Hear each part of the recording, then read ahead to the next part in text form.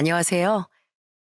길 위에서 인생을 배우는 50대 택시 운전사입니다. 저는 길 위에서 많은 시간을 보냅니다. 택시 안에서 손님들의 울고 웃는 인생 이야기를 듣고 또 가끔 제 이야기도 들려드리다 보면 배우는 것도 많고 생각해 볼 거리도 많아지는 것 같아요. 그렇게 스쳐 지나간 수많은 인연 중엔 제 인생을 다시 바라보게 만든 특별한 사람도 있었습니다. 오늘은 그 특별한 사람의 이야기를 들려드릴게요. 저희 부모님은 그야말로 순박한 시골 분들이세요. 평생을 고향에서만 사시며 도시 구경을 가신 것도 손에 꼽을 만큼 몇 번 되지 않는 분들이세요. 그렇다 보니 외아들인 저도 유행이라고는 아무것도 모르고 시골뜨기로 자랐답니다. 하지만 저도 사춘기가 오고 도시로 놀러 갔다 오는 친구들이 많아지다 보니 답답한 시골 생활이 지겨워지더라고요.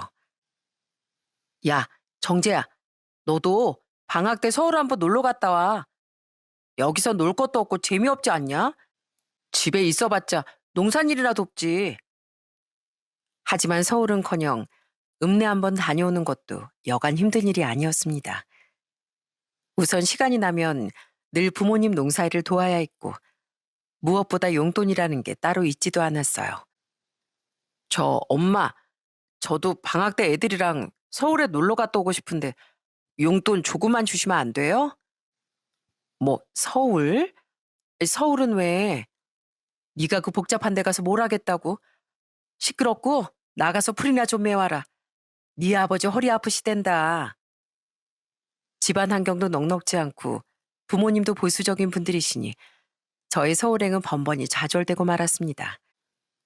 그래서 전 대학에 가면 반드시 도시에 있는 대학으로 가겠다고 마음먹었죠. 하지만 제가 고3이던 해 그 꿈마저 산산조각 나고 말았습니다. 아이고, 정재야, 큰일 났다.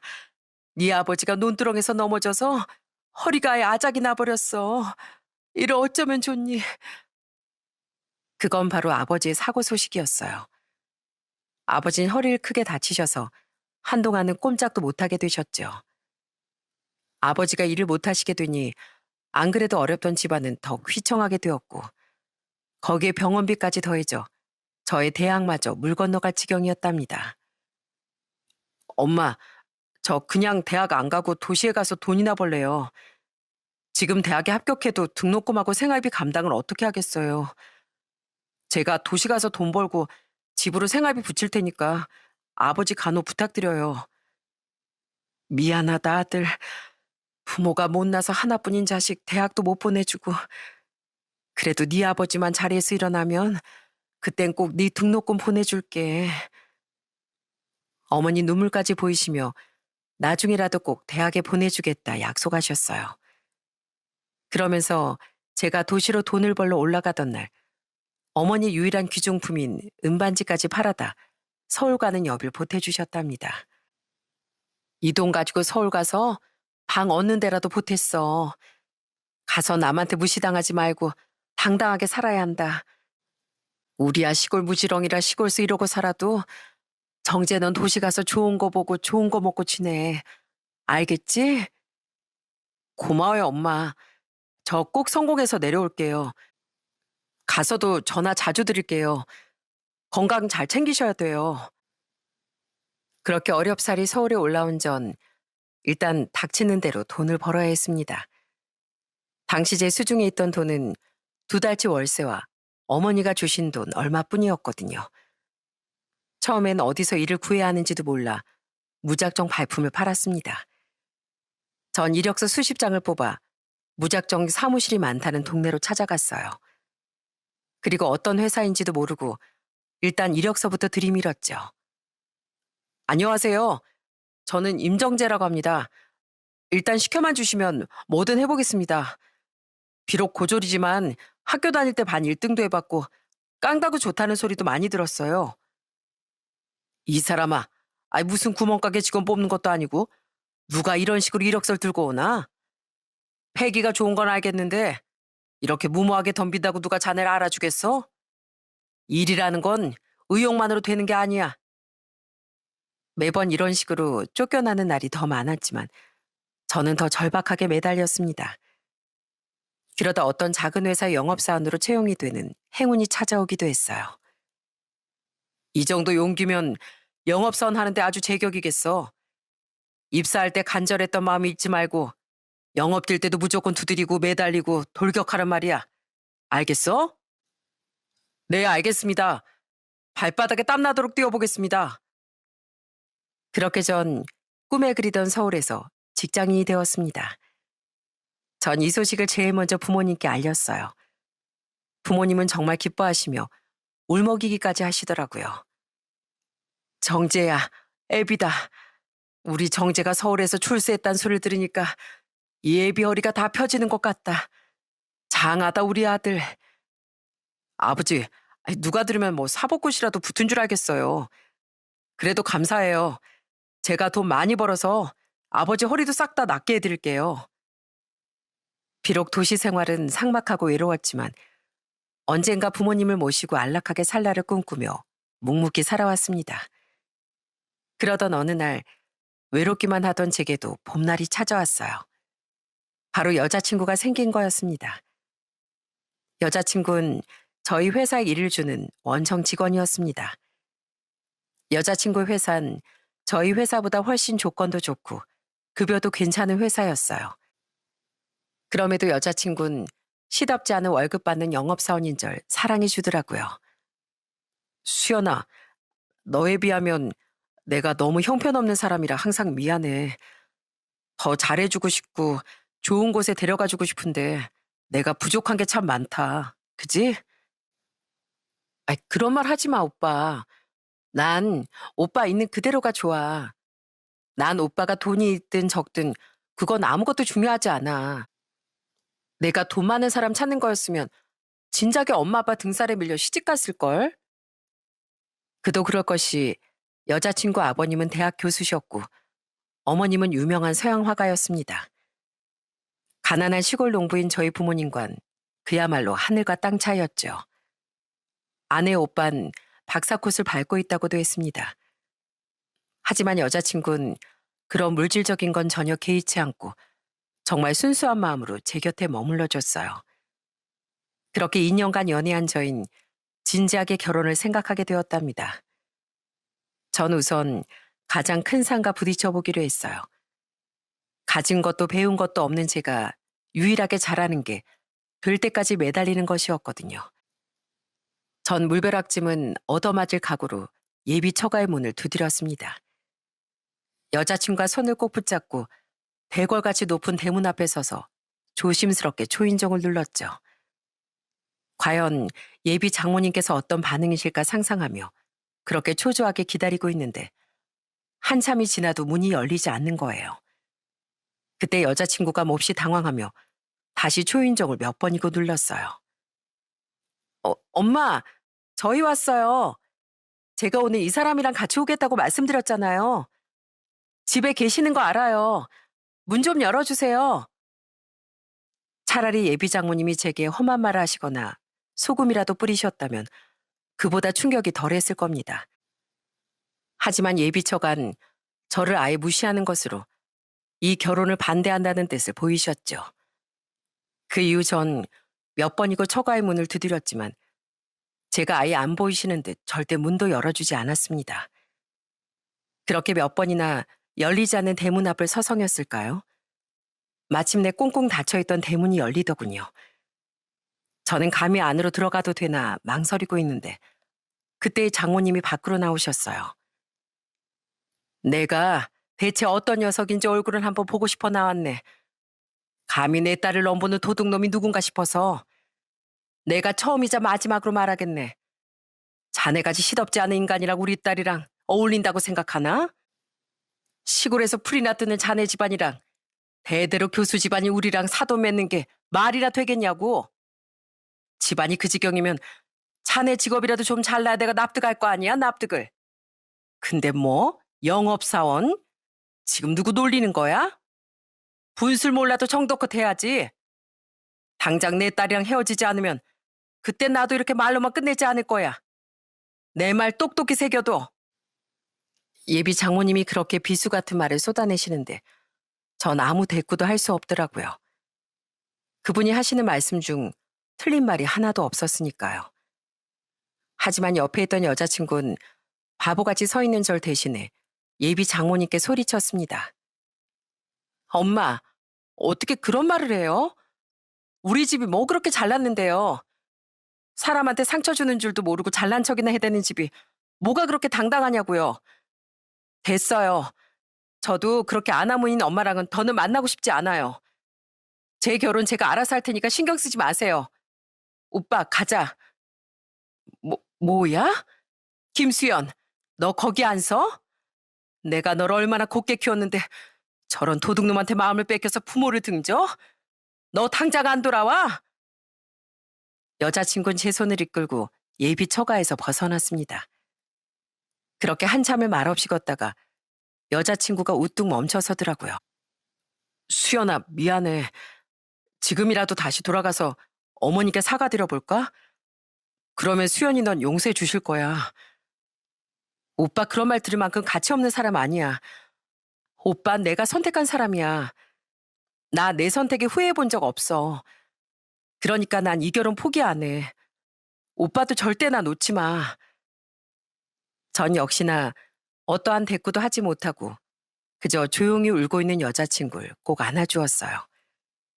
그렇게 집을 나온 여자친구는 제 5평짜리 원룸에 숨어 지내게 되었네요. 예비처간 밖에서 봐도 으리으리한 집이었는데 이런 누추한 곳에 여자친구를 재워야 하는 게 미안하기만 하더라고요. 오빠, 냉장고 보니까 먹을 게 하나도 없더라. 오빠 지금까지 맨날 사 먹기만 했지?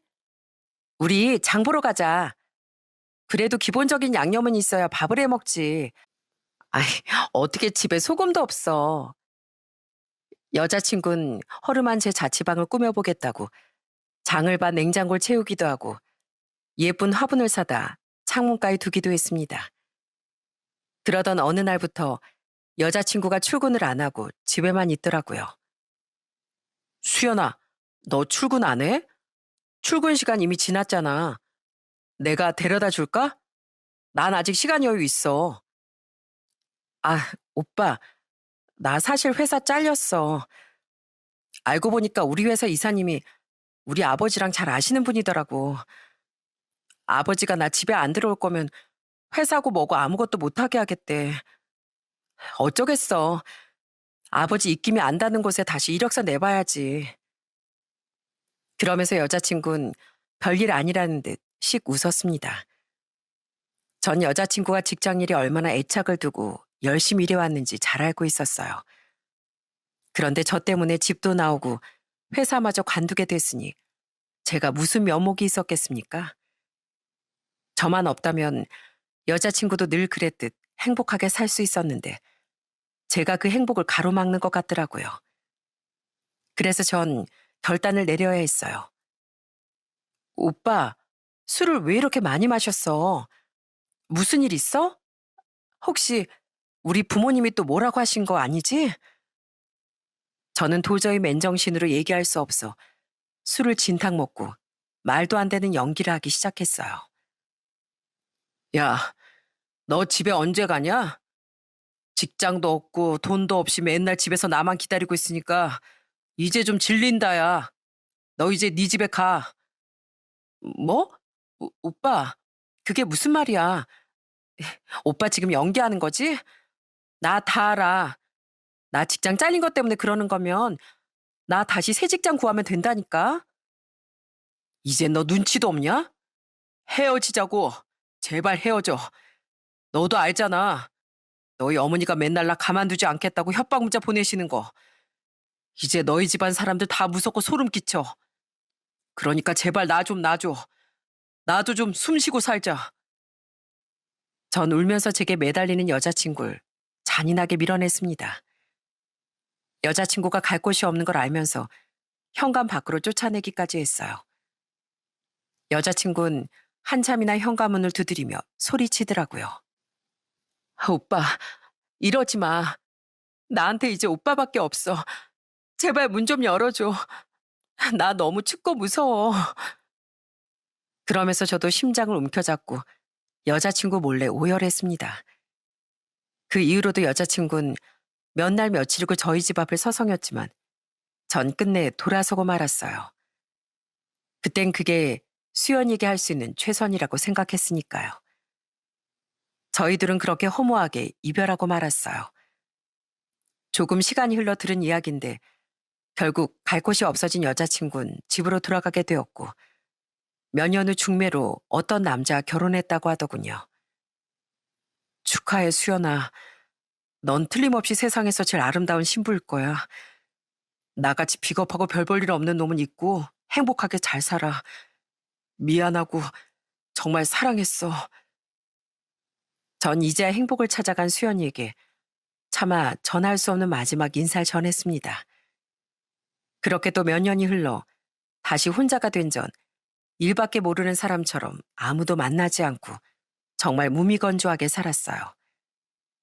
지금 생각해보면 10년 가까운 시간 동안 수연이를 잊지 못했던 것 같네요. 주변에선 연애도 안 하고 노총각으로 늙어가는 절 안타까워했고요. 그러지 말고 딱 한 번만 만나봐. 자네랑 2살 차인데 성격도 시원시원하고 말도 얼마나 잘한다고. 만나보면 자네도 틀림없이 좋다고 할 거야. 그러다 전 마흔 직전에 직장 동료의 주선으로 선을 보게 되었고 그 사람과 마음이 잘 맞아 100년 가약을 맺게 되었습니다. 제 아내는 부쩍 말수가 적어진 저와는 달리 언변도 좋고 아주 외향적인 사람이었어요. 아낸 결혼 전 제게 이런 제안을 하더라고요. 우리 둘 다 이제 곧 마흔인데 아이 욕심내지 말고 둘이 재밌게 살자. 난 하고 싶은 일도 많고 사람 만나는 것도 좋은데 아이가 있으면 그 생활을 다 포기해야 하잖아. 당신도 딱히 아이 욕심은 없지? 저야 사실 결혼할 생각도 안 하고 있었기에 딱히 아이 욕심이 많진 않았습니다. 하지만 제가 외동아들이다 보니 부모님이 어떻게 생각하실진 걱정이 되긴 했어요. 그리고 역시나 제 걱정대로 부모님은 저희가 아이 생각이 없다는 걸 아시고 저희의 마음을 돌리려고 하셨습니다. 아니, 아이를 가지려다가 안 생겨서 포기한 것도 아니고 처음부터 아예 애 가질 생각이 없다고? 우리 정재가 그래도 독자인데 다시 생각해보는 건 어떠니? 너희도 아이 하나라도 있어야지. 그러다 나중에 어쩌려고 그래. 어머님, 아이 문제는 저희가 알아서 해요. 어머님이 낳아주실 거 아니잖아요. 이런 시골에서 키워주실 것도 아니고요. 그리고 저도 내일 모레 마흔인데 어떻게 아이를 낳아요. 몸매 망가지게. 하지만 아내는 아주 단칼에 어머니 걱정을 잘라냈고 괜히 또 아들의 결혼이 엎어질까 봐 겁을 먹은 어머니는 그 뒤로 아무 말씀도 하지 못하셨습니다. 아내와의 결혼 생활은 처음엔 저도 참 좋았어요. 밝고 웃음 많은 아내는 회색빛이었던 제 일상에 큰 기쁨이었답니다. 하지만 결혼하고 딱 1년쯤 지나고부터 아내는 슬슬 본 모습을 드러내더라고요. 아이고, 이게 무슨 냄새야? 여보, 음식물 쓰레기가 어디 썩고 있나 본데. 버릴 거 있으면 나 출근할 때 버리라고 하지. 그런 거 내가 말하기 전에 당신이 미리 좀 버리면 안 돼? 내가 집안일 하나하나 다 신경 써야 돼? 결혼하면서 일을 관둔 나는 1년쯤 지나자 집안일에서도 손을 떼버리더라고요. 집엔 쓰레기가 굴러다니고 설거지와 음식물 쓰레기가 쌓여 한겨울에도 하루살이가 날아다녔어요. 아내 대신 제가 집안일을 다 하기엔 저도 직장 생활하고 있어 미처 신경 쓰지 못하는 부분이 많았습니다. 매번 야근하고 들어와 밀린 설거지와 빨래를 하는 것도 한계가 있었고요. 여보, 설거지 나중에 하고 이리 와서 좀 앉아봐. 내가 보여줄 게 있어. 여기 퍼 자켓 보이지? 이거 나 생일 선물로 사주라. 생일 선물? 당신 생일 아직 5개월이나 남았잖아. 그리고 작년에 생일 선물 미리 사달라고 해서 가방도 사줬던 것 같은데. 째째하게 그걸 다 하나하나 기억하고 있어? 아니, 올겨울에 춥다는데 나만 잠바대 입고 다닌다니까? 당신은 아내가 남들 앞에서 초라했으면 좋겠어? 아는 제가 원하는 건 다 만들어주는 도깨비 방망이라도 있는 줄 아는 것 같더라고요.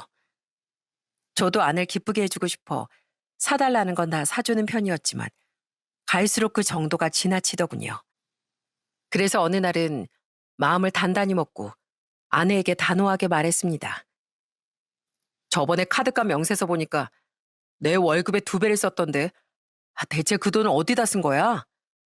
이미 다 쓴 돈은 어쩔 수 없다고 쳐도 앞으로는 우리도 쓸 돈 정해놓고 그 안에서만 썼으면 좋겠어. 참, 애도 없이 사는데 나도 사는 재미가 있어야 할 거 아니야. 애한테 들어가는 돈도 없는데 나한테 이만큼도 못 써? 진짜 쪼잔하게 카드 명세서까지 훔쳐봤어? 아낸 자기 감시하냐며 아주 난리가 났습니다. 그러면서 제게 복수하겠다며 보란 듯이 카드를 더 긁고 다녔어요. 어쩔 수 없이 전 아내가 가지고 있던 제 명의 카드를 정지시켰습니다. 그러자 어느 날 밤 술에 취해 들어온 아내가 제 얼굴에 구겨진 카드를 던지더라고요. 내가 오늘 백화점에서 얼마나 쪽팔린 줄 알아? 어떻게 한마디 상의도 없이 카드를 정지시켜? 당신 부인을 그렇게 개망신 줬어 속이 후련했어? 그러게 누가 그렇게 막 쓰고 다니래? 내 월급으로 2사람이 사는데 이렇게 물쓰듯이 쓰면 나중에 노후는 어떡하려고? 노후 같은 소리 하고 있네. 누가 당신하고 노후를 보낸대? 늙고 돈도 없는 게 무슨? 나 밖에 나가면 가방이고 구두고 사주겠다는 사람 줄 섰어. 저는 그 말이 아내가 홧김에 한 소리라고 생각했습니다. 하지만 아내는 제가 카드를 끄는 이후부터 점점 더 막 나가기 시작하더라고요. 급기야 집안에서 어떤 남자와 당당하게 통화를 하더라고요. 어, 나야 오빠. 오늘 저녁에 알지? 오빠가 레스토랑부터 쇼핑까지 풀코스로 쓴다며. 나 그럼 기대하고 나간다. 당신 지금 그 통화 뭐야? 나 말고 다른 남자 만나? 저녁에 대체 어딜 가는데? 당신이 무슨 상관이야? 당신이 돈 쓸 거 아니면 신경 꺼. 아낸 절 완전히 무시하며 아예 대놓고 바람을 피우고 있었어요. 점입 가경으로 아낸 뻔뻔하게 제게 남자친구가 생겼다고 말하더라고요. 요즘 애 없는 부부들 따로 애인 하나씩은 다 있대. 당신도 하나 만들던가. 아, 능력이 없어서 만나주는 여자가 없으려나? 당신 진짜 해도 해도 너무하는 거 아니야? 이렇게 막 나갈 거면 나랑 사귀 왜 살아? 이럴 거면 당장 갈라서. 저는 참고 또 참다 결국 먼저 이혼 선언을 하고 말았습니다. 그때가 저희가 결혼한 지 5년쯤 되던 해였어요. 아는 기다렸다는 듯 갈라서자고 하더군요. 나도 당신 같은 남자 지겨워서 그러고 싶던 참이야. 먼저 갈라서자고 말해주니 고맙네. 센스는 좀 없어도 돈을 시원시원하게 잘 쓰는 남자인 줄 알았더니 이렇게 쫌생일 줄 누가 알았겠어? 아휴, 그동안 같이 산 시간이 아깝다. 시간이 아까워. 아는 그러더니 짐가방을 들고 그 길로 집을 나가버렸어요. 전 졸지에 45 나이에 이혼남이 되었죠. 이혼까지 겪고 나니 정말 세상 모든 게 다 싫고 답답하더라고요. 회사는 왜 다녀야 하는지 그 나이까지 영업일을 하며 남 앞에서 굽신거리는 것도 넌덜머리가 났습니다. 그래서 한참을 고민하다가 결국 사표를 던졌습니다. 하지만 20살 때부터 일만 하다 처음으로 제 시간이 생기니 뭘 해야 할지 모르겠더군요. 그래서 뒤늦은 사춘기를 겪은 아이처럼 집에 틀어박혀 술만 마셨습니다. 이혼하고 나서 제가 전화를 잘 받지 않자 어머니는 하루에도 몇 통씩 제게 전화를 거셨어요. 그러던 어느 날 급기야 80에 가까운 어머니가 서울 저희 집까지 찾아오셨고요. 아이고 술 냄새야. 너 이때까지 술만 퍼마신 거야? 너 이러고 살 줄 알았으면 그때 그 아가씨랑 결혼했어야 했는데 너 이러고 있는 거 알면 그 아가씨가 너랑 결혼 안 하길 잘했다고 생각할 거다. 그러니까 창피한 거 알면 제발 기운 차리고 너도 네 인생 살아. 어머니가 그렇게까지 말씀하시니 저도 제 인생이 너무 한심스럽더라고요. 40대 중반이 돼서 바람난 아내와 이혼하고 직장도 관두고 술만 퍼먹고 있는 게 수치스러웠어요. 그래서 몇 가지를 찾아보다 비교적 자유롭게 돌아다닐 수 있는 택시 운전 일을 시작하게 되었답니다. 어서 오세요. 오늘 날이 참 좋네요. 어디로 보실까요, 손님? 말 시키지 말고 조용히 운전이나 하세요. 귀찮게 하지 말고요. 하지만 택시 운전 일은 제 생각보다 그리 낭만적이고 자유로운 일은 아니더라고요. 물론 대부분의 승객이 별 문제 없이 제 택시를 이용하셨지만 간혹가다 소위 진상이라고 말하는 인간들을 만나기도 했으니까요. 안녕하세요, 기사님. 혹시 이 택시 부산까지 가주실 수 있나요? 요금은 제가 넉넉하게 드리겠습니다. 여기 서울에서부터 부산까지요? 그럼 택시비가 30만 원도 넘을 텐데 괜찮으시겠어요? 아니면 기차를 이용하시는 게 나을 텐데요. 편하게 가고 싶어서 그럽니다. 제가 톨비까지 40만 원 드릴 테니까 부산항으로 가주시죠. 가서 바다 보면서 회나 먹고 오렵니다. 전 그 손님의 요구대로 무려 6시간을 운전해 정말 부산에 도착했습니다. 하지만 부산에 도착하자 아니 그놈은 차 문을 열고 도망쳐 버렸어요.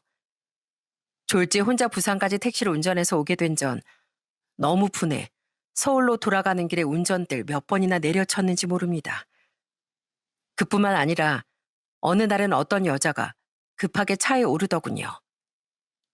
사장님, 저, 저 앞에 차 좀 쫓아가 주세요. 저놈 사기꾼이에요, 사기꾼. 저놈 놓치면 저 망해요. 사기꾼이라고요? 손님, 벨트 꽉 매세요. 전속력으로 따라 붙습니다. 하지만 요리조리 도망치는 차를 끝내 따라잡을 수 없었고 그 여자 손님은 도리어 제게 화를 내더라고요. 아니 무슨 택시기사가 그거 하나 못 따라잡아요.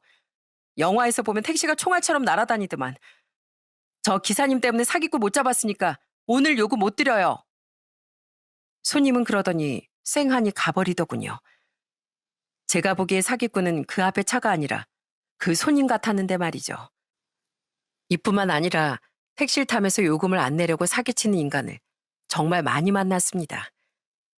부모님이 돌아가셨다며 장례식장으로 빨리 가달라고 하더니 갑자기 귀신처럼 사라지질 않나. 택시 미터기가 이상한 것 같다며 요금 못 내겠다고 배짱을 부리는 인간들도 많았어요. 그러다 정말 제 인생에서 절대로 잊을 수 없는 먹튀 승객을 만나게 됐습니다. 그날은 낮 동안 손님이 많아 바쁘게 움직이다가 저녁 무렵에서야 한산해져서 일찍 집에 들어가려고 했던 날이었어요. 그런데 아직 어린 학생같이 보이는 친구가 택시에 올라타더군요. 기사님, 인천으로 가주세요. 그 학생이 제 눈을 피하며 인천으로 가달라고 했습니다. 딱 봐도 고등학생처럼 보이는데 서울에서 제법 요금이 나오는 인천으로 가달라고 하니 그때부터 슬슬 수상쩍더라고요. 그래서 운전하는 내내 백미러로 학생의 동태를 계속 살피며 달렸습니다. 단연간 먹튀 승객을 만난 경험 때문이라고 해야 할까요? 그렇게 슬슬 눈치를 보며 인천에 도착했고 전 약간 긴장되는 마음으로 학생에게 말을 걸었어요. 손님, 도착했습니다. 요금이 52,500원이네요. 카드로 하시겠어요? 아저씨, 죄송해요. 그런데 아니나 다를까 그 학생놈이 문을 박차고 달리기 시작하는 겁니다. 하지만 저도 저 녀석이 도망갈 줄 알고 도착하자마자 안전띠까지 미리 풀어둔 상태였거든요. 그래서 저도 학생이 차 문을 열자마자 마찬가지로 차 밖으로 뛰쳐나 그 녀석을 따라 달리기 시작했어요. 너 이 자식 거기 안 서? 너 잡히면 가만 안 둬? 전 젖먹던 힘까지 끌어올려 마침내 그 녀석을 따라잡았고 몸까지 날려서 그 녀석 등에 매달렸습니다. 내가 너 못 잡을 줄 알았냐? 힘들어 죽겠네. 너 상습범이지? 이러는 거 너 한두 번 아니지? 너 도저히 안 되겠다. 어린 것이 벌써부터 못된 짓을 하고 있어. 당장 경찰서 가자. 이거 나요. 돈 주면 될 거 아니에요. 이거 놓으라고요. 전 발버둥치는 녀석의 뒷덜미를 잡고 파출소로 데려갔습니다. 그동안 승객들에게 당한 게 하도 많아서 저도 화가 많이 난 상태였어요. 가뜩이나 요즘 택시 영업도 잘 안 되는데 이런 조그만 녀석까지 도망칠 궁리를 한다는 게 기가 막혔습니다. 경찰관님, 이 녀석 좀 잡아가세요. 글쎄 학생놈이 서울에서 인천까지 택시를 타고 와놓고 요금도 안 내고 도망쳤지 뭡니까? 너 그게 정말이야? 당장 이름하고 집 주소 대. 부모님 연락처도 말하고. 저 부모 없어요. 그냥 교도소 갈게요. 가면 될 거 아니에요. 하지만 녀석은 예상보다 훨씬 더 뻔뻔하고 막 나가는 녀석이더군요. 자긴 부모가 없으니 교도소에 가겠다고 어찌나 당당하게 나오던지요. 저만큼이나 경찰관도 황당했는지 웃음길 싹 빼고 아주 무섭게 학생을 꾸짖더군요. 너 지금 여기가 어딘지 알고 계속 장난질이야? 네가 말 안 해도 조사하면 다 나와.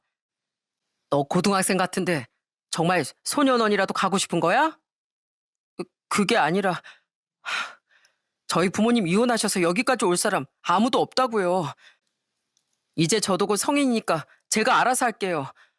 왜 부모님까지 불러야 돼요? 저 택시 아저씨도 부모님 부를 거 아니잖아요. 이 녀석 말하는 것 좀 보게나. 내가 너희 부모님보다 나이 먹어도 몇 살은 더 먹었을 텐데 우리 부모님 왜 불러? 그리고 잘못은 네가 있지 내가 있냐? 그러고도 한참이나 학생은 부모님 연락처를 댈 수 없다고 버텼습니다. 결국 경찰관인 녀석 주머니에 있던 학생증을 조회해 어렵게 녀석의 어머니와 연락이 닿았어요. 안녕하세요. 박형진 학생 어머니 되시죠? 여기 파출소인데요. 형진 학생이 택시 요금을 안 내고 도망치다 잡혀왔어요. 여기가 인천이긴 한데 파출소에 오셔서 학생을 데려가셔야 할 것 같네요. 기사님도 계속 기다리고 계시거든요. 가능한 빨리 와주셔야겠어요. 경찰관이 어머니와 통화를 하자 학생은 갑자기 날뛰며 전화기를 뺏으려 하더군요. 우리 엄마한테 왜 말해요? 우리 엄마 아빠 이혼해서 나 혼자라고요. 그러니까 엄마한테 말하지 마요. 가만 안 있어? 너 진짜 수갑 채워놓을 수가 있어? 그렇게 학생과 씨름하며 한 2시간쯤 지났을까요? 누군가 헐레벌떡 파출소 안으로 뛰어들어오더라고요. 언뜻 봐도 다급해 보이는 게 학생의 어머니 같았죠. 형진아, 대체 이게 무슨 일이야? 네가 왜 인천에, 그것도 파출소에 와 있어? 여기까지 왜 왔어? 나 같은 놈 그냥 잊으라니까. 그냥 없는 자식이라고 생각해. 제발 그냥 날 내버려둬. 하지만 학생과 그 어머니는 사이가 몹시 안 좋아 보였어요. 대체 무슨 사정이 있어 저러는지 슬그머니 궁금해지더군요. 아까 학생이 부모님이 이혼했다고 한 것 같은데 그래서 저러나 싶었습니다. 너 진짜 왜 그래? 너 진짜 네 엄마 어떻게 되는 거 보고 싶어? 안 그러던 애가 왜 이렇게 엄마 속을 썩이니? 너 원래 안 그랬잖아, 형진아. 학생의 어머님 급기야 아이를 붙들고 울기 시작하더라고요. 학생은 눈물을 뚝뚝 흘리면서도 끝까지 어머니에게 대들더군요. 내가 알아서 살게. 그러니까 엄마도 엄마 인생 살아. 아빠는 벌써 우리 버리고 도망쳤는데 왜 엄마하고 나만 이러고 살아야 돼? 엄만 억울하지도 않아? 옆에서 두 모자 이야기를 듣다 보니 저까지 마음이 찡해지더라고요. 그래도 학생의 어머니께 어떤 일로 여기까지 왔는지 설명을 해드려야 할 것 같았어요. 그래서 조심스럽게 울고 있는 두 사람에게 다가갔습니다. 제가 이 학생을 여기까지 태워온 택시 운전사인데요. 그게 어떻게 된 일이냐면요. 어, 아니, 당신은... 하지만 전 끝내 말을 잇지 못하고 그 자리에 주저앉고 말았습니다. 학생의 어머니도 마찬가지로 제 얼굴을 보곤 기절 초풍할 듯 크게 놀라더군요. 넌 수연이 아니야? 수연이 맞지? 김수연. 학생의 어머니, 그러니까 수연인 입까지 틀어막고 못 믿겠다는 듯 연신 제 얼굴을 살폈습니다. 오빠가 여기는 어떻게... 네가 이 학생 어머니였어? 네가 진짜 엄마라고? 어떻게 이런 일이... 수연이와 제가 다시 만난 건 딱 22년 만의 일이었습니다. 수연이가 결혼한 건 알았지만 이렇게 다 큰 아들의 엄마가 되어 만날 줄은 꿈에도 상상하지 못했어요. 오랜만에 다시 만난 그년 얼굴에 제법 세월이 묻어났지만 그래도 예전 그 모습 그대로였습니다. 이건 정말 운명의 장난이 아니고서야 뭐라 설명할 방법이 없었어요. 뭐야, 엄마. 이 기사 아저씨랑 아는 사람이야? 이 아저씨한테 빨리 요금 주고 보내. 나도 계속 얼굴 보고 있기 싫어. 이 아저씨 달리기 엄청 빨라. 갑자기 막 쫓아오더니 내 뒤를 덮쳤다니까? 수연이와 제가 서로를 보고 놀라자 경찰관도 어리둥절해 마찬가지로 저희들을 살피더라고요. 전 결국 학생을 선처하기로 하고 몇 시간 만에 파출소 밖으로 나왔어요. 전 일단 수연이와 학생을 택시에 태우고 다시 서울로 향했습니다. 서울로 가는 내내 차 안에서 누구도 입을 뻥끗하지 않았어요. 그렇게 수연이가 말해준 주소에 도착해 학생을 일단 집으로 올려보냈습니다. 그리고 근처에 조용한 카페를 찾아갔어요. 카페에 도착해 음료를 시키고 수연이와 나란히 앉아 있는데 꼭 오래전 좋았던 시절로 돌아간 것 같더라고요. 이제 대체 무슨 사연이 있었는지 말해주겠어? 수연이 네가 결혼했다는 소식은 들었는데 아까 이혼했다는 말은 다 뭐고 네 아들은 대체 왜 저러는지 궁금한 게 많아. 제가 조심스럽게 묻자 수연인 이내 눈물을 훔치고 어깨를 들썩였어요. 저는 그 울음이 조금 잦아들기 기다렸죠. 그렇게 한참이 지나자 수연이가 드디어 제 물음에 답을 주더라고요. 사실 나 작년에 남편하고 이혼했어. 남편이 오랫동안 여자 문제로 속을 꽤 썩였거든. 근데 남편 사업이 잘 안 되고 부모님 재산까지 오빠가 다 말아먹는 바람에 결국 이 지경이 됐지 뭐야. 뭐? 그게 사실이야? 좀 알아듣기 쉽게 말해봐. 그래, 너희 부모님은 어떠신데? 수연인 잠시 망설이더니 정말 경악스러운 몇 가지 소식을 들려주더군요. 우선 제가 알던 그대로 수연인 저와 헤어지고 부모님 강요에 못 이겨 맞선을 본 남자와 결혼하게 되었답니다. 그러다 아들도 낳고 처음엔 꽤 행복하게 잘 살았다고 해요. 하지만 아이가 조금 컸을 무렵부터 남편이 계속 바람을 피웠고 사업을 핑계로 집안 재산도 꽤 가져다 쓴 모양이었어요. 사실 남편이 돈 문제를 일으키긴 했지만 그렇다고 우리 부모님이 휘청하실 정도는 아니었거든. 그런데 우리 오빠까지 사업 타령을 하기 시작했고 장남을 밀어주고 싶었던 부모님은 노후 자금까지 다 끌어서 모두 오빠에게 투자하신 거지.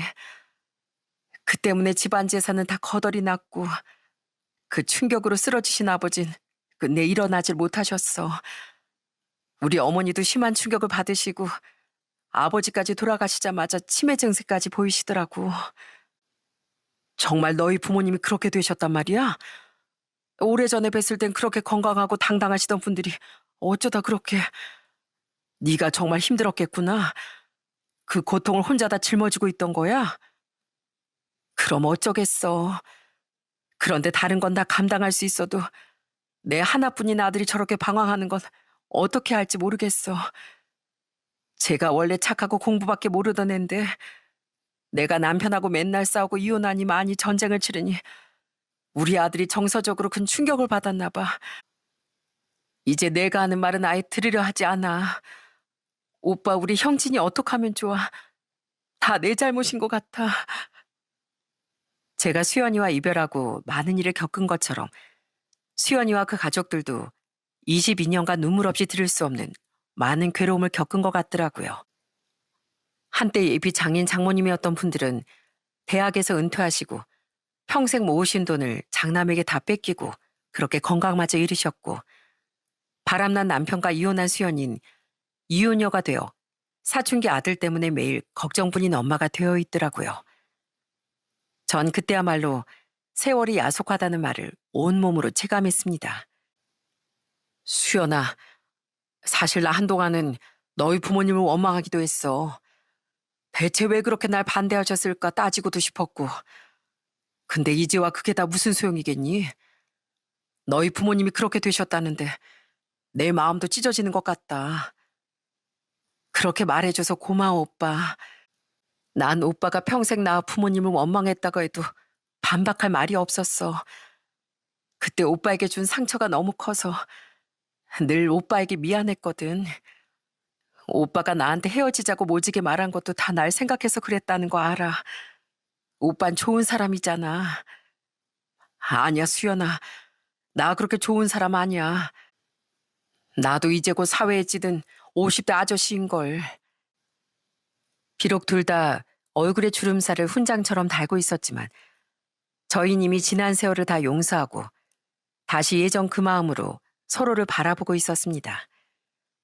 전 당장 수연이와 연락처를 교환하고 그 뒤로 인연이 다 꽤 자주 연락을 하고 지냈어요. 수연아, 근데 참 얄궂지 않니? 어떻게 우리 둘 다 배우자가 바람이 나서 이혼을 할 수가 있지? 이걸 재밌는 우연이라고 해도 될지 모르겠다. 재밌는 인연이지, 우리 둘 다. 그때 그렇게 헤어진 것도 이렇게 다시 만난 것도 다 우리가 인연이어서 그런 거 아닐까? 수연이와 전 정말 인연이었을까요? 수연인 저와 다시 연락하면서 자연스럽게 힘든 일이나 고민들을 털어놓더라고요. 수연이의 사연을 듣다 보니까 수연이도 정신적으로 많이 힘들어서 정신과 약까지 먹고 있더라고요. 수연아, 마음이 많이 힘들면 약도 먹고 상담도 계속 받는 게 좋을 것 같아. 요즘 정신과 약을 먹는 게 무슨 흠이 되겠어. 내가 너에게 조금이라도 힘이 될 수 있으면 좋겠는데 그때나 지금이나 해줄 수 있는 게 없어서 미안해. 아니야, 오빠. 오빤 그때나 지금이나 이렇게 내 옆에 있어주는 것만으로도 큰 힘이 돼. 정말로. 수연인 고맙게도 아무런 힘이 되어주지 못하는 저에게 기대 주었어요. 그렇게 전 2년 가까이 수연이와 가깝게 지내며 수연이 아들 형진이와도 가까워지려고 부단히 노력했어요. 형진아, 너 아저씨랑 사우나 갈래? 아저씨가 혼자 살다 보니까 등 밀어줄 사람이 없어서 그래. 네? 싫어요. 제가 아저씨하고 사우나를 왜 가요? 아이, 좀 가줘라. 너니 아저씨가 불쌍하지도 않냐? 가면 구운 계란도 사주고 식혜도 사줄게. 형진인 자꾸 귀찮게 구는 절 참 열심히도 밀어내더라고요. 하지만 전 그에 굴하지 않고 계속 형진이에게 다가갔어요. 같이 사우나도 가고 주말이면 공차로 가자고 불러내기도 하고요. 때론 수연이 몰래 용돈도 줘가며 어떻게든 마음을 얻어내려고 애썼습니다. 요즘 네 엄마가 용돈도 많이 안 준다며? 자, 이거 아저씨가 주는 용돈이니까 엄마한테 들키지 말고 너 하고 싶은 데 써. 대신 다음 주에도 아저씨랑 사우나 가주는 거다. 네가 등을 밀어주니까 꽤 시원하더라고. 그러다 가끔은 형진이가 학교 가기 싫어하는 날에 체험학습 신청서를 써주고 택시 조수석에 태우기도 했답니다. 자, 체험학습 신청서 이렇게 쓰면 되는 거냐? 이 정도면 네 담임 선생님도 깜빡 속아 넘어가시겠지? 아유, 제가 이러는 게 맞는지 모르겠어요. 가끔 보면 저보다 아저씨가 더 신난 것 같다니까요. 자식, 너 이제 철들었구나? 그래도 오늘은 아저씨랑 드라이브 하는 날이니까 네 엄마 몰래 우리 실컷 달리다 들어가자. 너도 좋지? 전 반나절 넘게 형진이를 택시에 태우고 다니며 정말 많은 얘기를 나눴답니다. 수연이가 얼마나 좋은 사람이고 좋은 엄마인지도 말해주고 형진이의 크고 작은 고민도 들어줬어요. 그러다 학교가 다 끝날 시간이 됐을 무렵 형진이를 안전하게 집 근처에 내려주었고요. 오늘 재밌었지? 집에 조심해서 들어가고 오늘 일은 우리 둘만의 비밀이다. 아저씨, 저 사실 아저씨한테 털어놓고 싶은 비밀이 하나 더 있어요. 그날 제가 처음 아저씨 택시에 올라서 인천에 가달라고 한 날 있잖아요. 저 그날 사실 가출하려고 했어요. 그때 SNS로 찾아봤는데 가출한 애들이 인천에 아지트를 만들고 모여있다고 하더라고요. 그래서 거기로 가려고 했어요. 정말? 그런 친구들이 모여있는 데라면 너무 위험한 데 아니냐? 맞아요. 그 애들 막 사람들 돈도 훔치고 나쁜 짓 하는 애들이에요. 그런데 그때는 보란 듯이 막 나가고 싶었어요. 그래서 맨날 싸우다 이혼까지 한 엄마 아빠가 상처받았으면 했거든요. 저 정말 철 없었죠? 만약 그때 아저씨를 만나지 못하고 정말 그 녀석들한테 갔다면 제 인생은 어떻게 됐을까요? 아마 전 지금쯤 사람들한테 손가락질 받는 낙오자가 됐을 거예요. 늘 삐딱한 사춘기 소년이던 형진인 그때 제법 진지한 눈빛을 하고 있더라고요. 전 아이가 어느새 많이 자랐다는 걸 느꼈어요. 제가 아저씨한테 늘 싫다고 하고 툴툴거리긴 하지만 그래도 꼭 감사하다는 말씀 드리고 싶었어요. 아저씨가 왜 저 같은 고딩이랑 사우나가 가고 싶으셨겠어요. 그거 다 절 생각해서 그러시는 거잖아요. 저 다 알아요. 아저씨를 만나고 엄마가 더 울지도 않으세요. 정말 고맙습니다, 아저씨. 엄마 제 곁을 지켜주셔서. 나도 정말 고맙다, 형진아. 네가 어느덧 이렇게 멋진 청년으로 자라서 이젠 엄마 곁을 든든하게 지켜줄 수 있을 것 같구나. 형진인 드디어 저의 진심을 알아주었고 우린 제법 마음을 통하는 사이가 되었답니다. 그렇게 시간이 흘러 어느덧 형진인 대학생이 되었어요. 지금은 저와 친구처럼 형 동생처럼 누구보다 가까운 사이가 되었죠. 아저씨, 아저씨는 연애 많이 해보셨어요? 저 연애 조언 좀 해주세요. 요즘 도무지 마음먹은 대로 되지가 않아요. 형진인 요즘 제게 수연이한테까지 말 못할 연애 고민까지 털어놓습니다. 그럴 때마다 녀석이 귀여우면서도 마음 한구석이 뭉클해진답니다. 제가 친아버지 역할을 대신할 수 있나 고민이 될 때도 있고요. 왜냐면 저에겐 형진이를 책임져야 할 당당한 명분이 생겼거든요. 수연아, 너무 늦은 프로포즈지만 그래도 내 마음 받아줄 수 있겠니? 오래전부터 나에겐 오직 너 하나뿐이었어. 우리 이제 결혼하자. 수연이와 전 정말 오랜 헤어짐과 방황 끝에 결국 한 가족이 되었답니다. 전 수연이의 남편이자 동시에 형진이 아빠가 된 거죠. 저희 둘 다 서로의 상처를 다 알고 있었기에 이번엔 절대 놓치고 싶지 않았어요. 그렇게 다시 만난 지 2년 만에 재혼하게 되었고 저흰 결혼식 대신 양가 부모님을 찾아뵙기로 했습니다. 전 수연이의 손을 잡고 정말 떨리는 마음으로 장모님이 계시는 치매병원을 찾아갔어요. 엄마 나왔어요. 엄마 혹시 옆에 있는 이 사람 누군지 기억해요? 수연인 떨리는 목소리로 장모님께 물었습니다. 장모님은 제 얼굴을 천천히 바라보시더니 이내 환하게 웃으며 이렇게 말씀하셨죠. 몰라. 아저씨 누구세요? 그 순간 전 눈물이 나올 것 같았습니다. 한때 절 그렇게 미워하고 저희 결혼을 반대하시던 분이 이제는 제가 누군지조차 기억하지 못한 채 해맑게 웃고 계셨거든요. 그때 늘 절 보면 찡그리기만 하셨는데 이제서야 제 얼굴을 보고 환하게 웃어주시더라고요. 장모님 저 왔습니다. 정말 오랜만이죠? 차라리 장모님이 제가 누군지 모르셔서 다행이라고 해야 할까요? 그래도 자주 찾아뵐게요. 다음에 만날 때 꼭 우리 사위 하고 불러주세요. 장모님은 그 이후로도 제가 누구인지도 모르고 늘 해맑게 웃어주시기만 합니다. 언젠가 장모님이 절 우리 사위 하고 불러주시는 날이 꼭 올 거라고 믿어요. 제가 장모님과 다시 기쁘게 만난 것처럼 수연이도 저희 부모님과 자주 연락을 주고받고 있답니다. 서로 예전의 서운함은 모두 잊고 오히려 더 가까워진 것 같아요. 우리 며느리 여기 시골까지 오느라 고생 많았지? 다음엔 우리가 서울로 갈 테니까 괜히 고생하지 말어. 어서 이리 아래목에 앉아라. 그래, 오면서 춥진 않았고? 우리 손자도 얼굴 한번 보자. 아이고, 이제 장가 보내도 되겠네. 처음엔 형진이 존재를 알고 약간 당황하셨던 부모님도 지금은 누구보다 따뜻하게 손잘 챙겨주시곤 합니다. 형진이도 할아버지 할머니 제법 잘 따라다니고 있고요. 할머니, 저번에 할아버지 지팡이 깎아둔 거 다 쓰셨어요? 오늘 제가 내려와서 또 만들어 드리려고 이렇게 연장까지 챙겨왔어요. 아유, 우리 손자가 제일 가는 효자네. 네 할아버지가 우리 손자 덕분에 요즘 읍내를 얼마나 뺀질나게 쏟아낸 줄 아니? 아주 먼 길을 돌고 돌았지만 저희 가족은 무사히 행복한 목적지로 가고 있는 것 같습니다. 지금 이 사연을 듣고 계신 여러분 중에도 분명 갈 길을 잃고 헤매시는 분들이 계시겠죠? 그럴 땐 잠시 멈춰서서 곁에 있는 사람들의 이야기를 들어보시면 어떨까요? 인생은 참으로 멀고 험한 길 같지만 결국 우리를 다시 움직이게 하는 건 곁에 있는 사람들의 위로와 응원이더라고요.